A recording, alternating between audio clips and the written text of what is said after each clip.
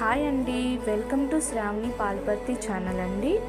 నేను ఫ్లిప్కార్ట్లో గోకురెజ్ fab liquid detergent తీసుకున్నానండి. ఇది మనకి 1 లీటర్ వచ్చేసి బయట తీసుకుంటే 100 రూపీస్ పడుతుందండి.